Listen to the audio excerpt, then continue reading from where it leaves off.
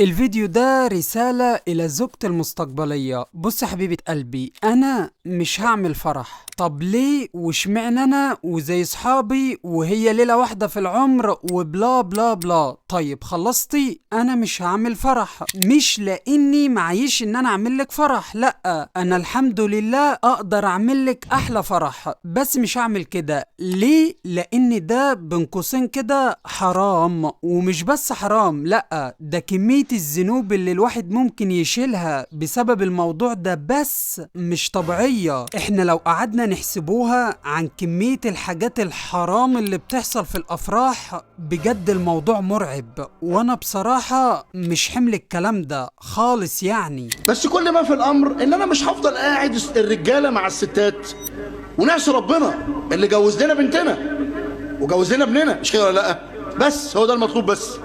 تاني حاجة بقى، أنا ما بحبش العند، لما أقول على حاجة تتنفذ وبعدين أنا أجي أقولك أنا قلتلك اعملي كذا ليه. مثلا ما تلبسيش الطقم ده يبقى ما يتلبس، ما تسلميش على الشخص ده بإيدك يبقى ما تسلميش، ما تضحكيش كتير في الشارع يبقى ما تضحكيش. الكلام ده ما فيهوش هزار، ده خط احمر. لما اقول انا على الحاجات دي ما تقوليليش ليه، تعمليها الاول بعدين هتلاقيني انا جيت اشرح لك بقى انا قلتلك ما تعمليش كذا في الوقت الكذا علشان كذا كذا.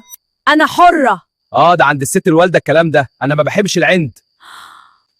تالت حاجة بقى، أنا مش عايز جوازنا يبقى حرب إثبات سيطرة مين الصح ومين الغلط ومين الأقوى والكلام ده كله. أنا عايز جوازنا يبقى فريق واحد، أنا وإنتي ضد أي حاجة بقى.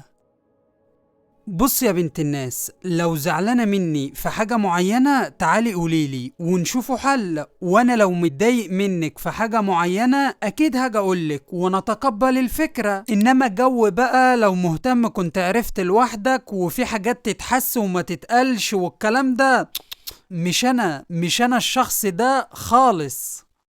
رابع حاجة، أنا شخص غيور، مش هكدب عليكي، وغيرت عليكي دي مش معناها إن أنا شاكك فيكي أو اللي هو أنا مش واثق فيكي، لأ، غيرت عليكي علشان أنا ممكن أكون شايف حاجات أنت مش شايفاها أو مش واخدة بالك منها، فطبيعي لما تلاقيني بقولك ما تلبسيش كذا ما تعمليش كذا، انت فاهماني؟ وده مش معناه ان انا المتحكم بقى وانا الراجل والكلام ده، بس هي الفكرة كلها ان انا واحد شايف مراتي دي جوهرة فعايز احافظ عليها على قد ما اقدر.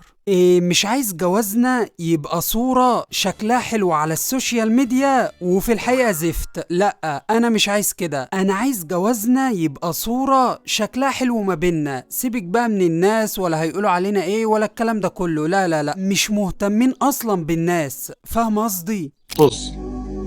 حلو العبارة هذه من حرفين، طز. طز في الناس، طز في الآخرين، طز في من حولك، طز في آراء الآخرين، طز في تقييمهم.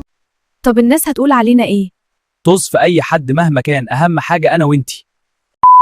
خامس حاجة، ويعني المفروض دي حاجة طبيعية انت المفروض تكوني عاملاها اوريدي، هي حجابك، وحجابك يكون شرعي. المنظر ده كده لو لقيتك عاملة المنظر ده وقايلالي حجاب مش كامل هاكلك بكف ايدي قلم، انت حرة بقى.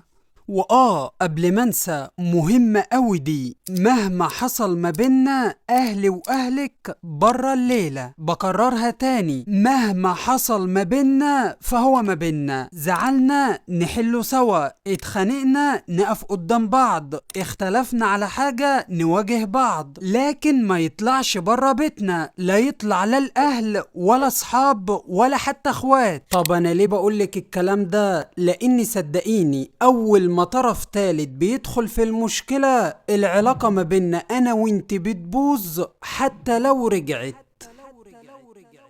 بجد اتمنى تفهم الكلام ده.